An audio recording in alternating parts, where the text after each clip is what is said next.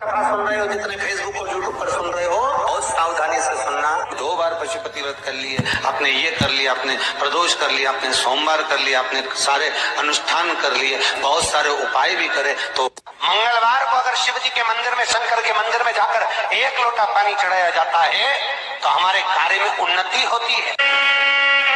पूर्णिमा के दिन जो बेटा बेटी चाहते हैं कि हम अच्छा पढ़कर एक नौकरी सरकारी प्राप्त कर लें, कोई ऐसा अच्छा जॉब हमारी किस्मत में मिल जाए, बेटा बेटियों से निवेदन करूंगा, यदि आप चाहते हो तो एक प्रयास जरूर करो।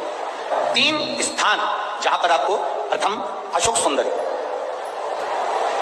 सुंदरी की जगह पर जब आप बेलपत्र समर्पित करेंगे तो डंडी का मुख जहां से पानी बहता है उस स्थान पर रखेंगे। दूसरा, शमी के पत्र को देवादिदेव महादेव पर जब आप समर्पित करेंगे तो उसका डंडी का मुख भी जहां से जल बहता है उस ओर रखेंगे। तो तीसरे नंबर का जो आग का गुलाबी कलर या हल्का नीला सा जो पुष्प होता है, उस 5 पुष्प का गुच्छ मां जगतजननी का जो स्थान है जलाधारी, विपरीत दिशा में उस पुष्प को समर्पित करना है। अशोक सुंदरी पर चढ़ाई हुई बेलपत्र को वापिस लेकर आइए। जिस विद्या स्थल पर आप पढ़ाई करते हो, जिस कमरे में आप रहते हो, वहां उस बेलपत्र को तीनों प्रदोष की या तीनों शिवरात्रि की बेलपत्र रखी है। जिस समय बाबा आपकी नौकरी लगा दे, ये तीनों बेलपत्र एक साथ किसी भी प्रदोष पर शिव जी को समर्पित करिए। ये शिव, दुनिया का कितना भी दरिद्र व्यक्ति हो, चाहे दुनिया का कोई व्यक्ति ऐसा हो जिसका कभी व्यापार चलता ही नहीं है, उसने 50 बार बदल के देख लिया, फैक्ट्री चली नहीं रही, जिस काम को करने के लिए जाते हैं वो काम टल जाता है, आज की जगह कल, कल की जगह परसों, परसों की जगह नरसों, काम होता ही नहीं। शिव का स्मरण करो। चावल का एक आखा दाना जानते हो, पूरा खंडित चावल नहीं, कितना चावल, 1 दाना चावल शंकर भगवान के शिवलिंग पर समर्पित करिए। एक बेलपत्र जिसका डंडी का मुख अपनी ओर हो, जहां से चावल चढ़ाया है, उस चावल के ऊपर अपनी कामना कर रख दीजिए और चंद्रमौली भगवान का स्मरण करिए। कौन से भगवान? शंकर भगवान का सर्वश्रेष्ठ सुंदर नाम है चंद्रमौली। चंद्रमौली भगवान का स्मरण करिए, अपनी कामना कर बेलपत्र समर्पित कर शिव जी पर 1 लोटा पानी, 1 जल पात्र समर्पित करो, कलश से जल चढ़ा दीजिए, नैनों में वो जल लगाकर अपनी कामना कर वापिस घर को आइए। अगली पूर्णिमा आएगी, जो कामना करी है मेरा चंद्रमौली भोलेनाथ से पूर्ण करेगी। आप सभी को सुंदर पूर्णिमा की बहुत बहुत बधाई हो। बाबा विश्वनाथ की कृपा आप पर सदा बनी रहे।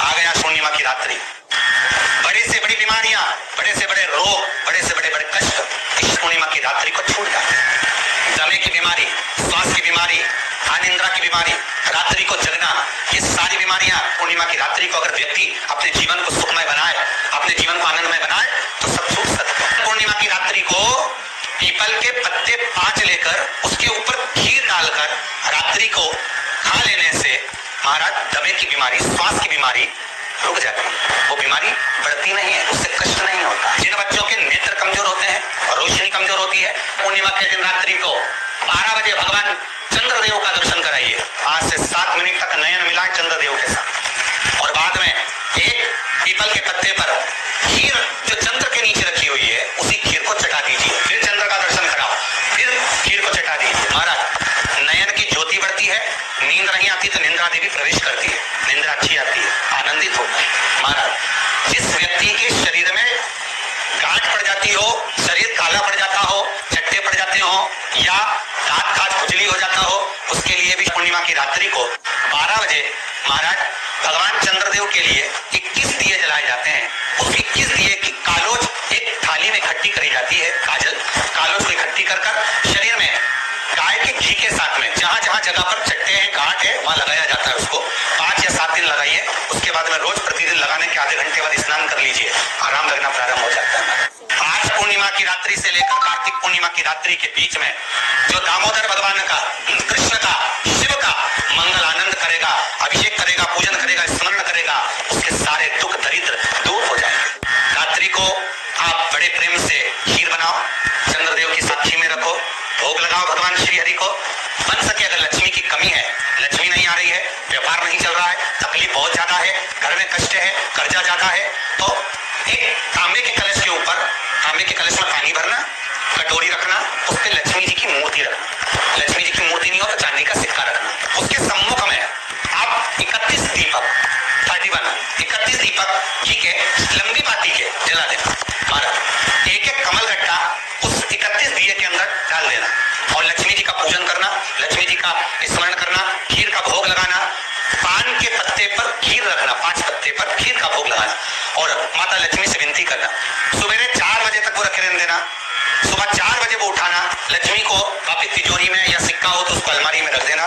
जो खीर बनी है वो प्रसाद के रूप में सुबह 8 बजे 10 बजे 9 बजे जब खाना हो प्रेम से खाना।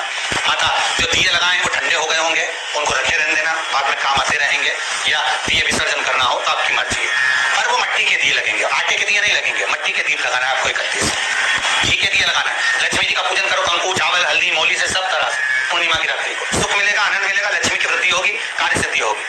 दूसरा क्रम, पूर्णिमा के दिन आप शाम को प्रदोष काल के समय 4:30 बजे से 6 बजे के बीच में 1 लोटा पानी, उसमें 5 बेलपत्र रखकर, 1 कमल गट्टा डालकर भगवान चंद्रेश्वर महादेव के नाम से भगवान शंकर को चढ़ा दीजिए। आपकी जो कामना हो वो कामना कर चढ़ा, विनती करें चंद्रेश्वर महादेव को और निवेदन करें कि हमारा ये कार्य सफल हो। केवल पूर्णिमा के दिन चढ़ाइए, कार्तिक पूर्णिमा तक क्या फल मिलता है हमको जरूर। पूर्णिमा की रात्रि को और कार्तिक पूर्णिमा की रात्रि को गर्भवती नारी अपनी नाभि पर यदि चंद्र की दृष्टि पड़वा लेती है तो बच्चा विकलांग पैदा नहीं होता है। गर्भ से जो बालक होगा श्रेष्ठ होगा, विद्वान होगा, चतुर होगा, पढ़ने में होशियार होगा, क्योंकि ये चंद्र की किरणें जब समुद्र में उछाल ला सकती है तो आपके जीवन में भी तरक्की ला सकती है, उछाल ला सकती है। पूर्णिमा के दिन अगर आप शंकर भगवान को 1 लोटा पानी अगर शिव को समर्पित कर रहे हो, श्वेत पुष्प को रखकर शंकर जी के ऊपर सफेद फूल को चढ़ाकर अगर 1 लोटा जल भी एक पात्र जल भी शंकर को समर्पित कर रहे हो तो ये लक्ष्मी के लिए ही तो कर रहे हो। और कौन सी लक्ष्मी? पूर्ण लक्ष्मी, पूर्ण लक्ष्मी पार्वती जी। माता पार्वती जी ने लक्ष्मी जी को देखा और सरस्वती को देखा तो पूछा कि बात क्या है, क्या हो गया ऐसा, क्या हुआ, क्या है जो तुम दोनों आज मेरे पास में आई, क्या हुआ? पार्वती जी कुछ बोलती, शिव जी का ध्यान माता सरस्वती की ओर, वो लक्ष्मी की ओर गया और भगवान शंकर जान गए कि आज भगवान नारायण ने लक्ष्मी जी को अपूर्ण कहा है। अब देखिए माता पार्वती क्या कर सकती है, इसको पूर्ण बनाने के लिए करेगी क्या? क्या हुआ? माता सरस्वती जी बोली लक्ष्मी को अपूर्ण कर दिया, अपूर्ण कर दिया। हाँ, तो क्या सोचना उसके लिए, इसको मैं अभी पूर्ण बना देती हूँ। माता जगतजननी पार्वती ने गोदी में विराजमान गणेश जी को उठाया और उठाकर लक्ष्मी जी की गोद में दे दिया, ले लक्ष्मी आज से तुम पूर्ण हो गई। आप में से कितने लोग हैं जो पूर्णिमा का व्रत करते हैं? जो माताएं करती हो जरा हाथ उठाइए। पूर्णिमा का व्रत जो करते हो ना आप लोग, रखिए हाथ। अब पूर्णिमा के व्रत में आपने कई बार किताब पढ़ी होगी पूर्णिमा की, या आपने व्रत किया होगा, या पूर्णिमा का व्रत आप धारण करे होगे, तो उसमें पूजन कौन से भगवान की होती है? पूर्णिमा के व्रत में किस भगवान की पूजन होती है? तो कहा पूर्णिमा के व्रत में केले के खंभ लगाकर पूर्णिमा का जो उद्यापन होता है। आप में से कितने लोग हैं जो पूर्णिमा का व्रत करते हैं? जो माताएं करती हो जरा हाथ उठाइए। पूर्णिमा का व्रत जो करते हो ना आप लोग, रखिए हाथ। अब पूर्णिमा के व्रत में आपने कई बार किताब पढ़ी होगी पूर्णिमा की, या आपने व्रत किया होगा, या पूर्णिमा का व्रत आप धारण करे होगे, तो उसमें पूजन कौन से भगवान की होती है? पूर्णिमा के व्रत में किस भगवान की पूजन होती है? तो कहा पूर्णिमा के व्रत में केले के खंभ लगाकर पूर्णिमा का जो उद्यापन होता है, पूर्णिमा की जो पूजन होती है, उस पूजन में शंकर और पार्वती की पूजन की जाती है, शिव और नारायण की पूजन करी जाती है, शंकर और पार्वती का स्मरण किया जाता है।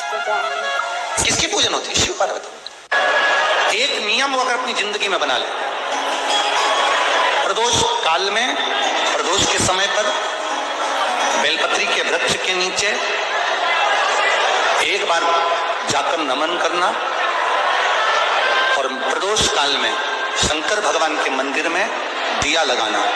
ये 2 चीजें अगर वो 3 महीना भी लगातार कर ले तो उसके जीवन में कभी कोई समस्या आ ही नहीं सकती, कोई दुख आ ही नहीं।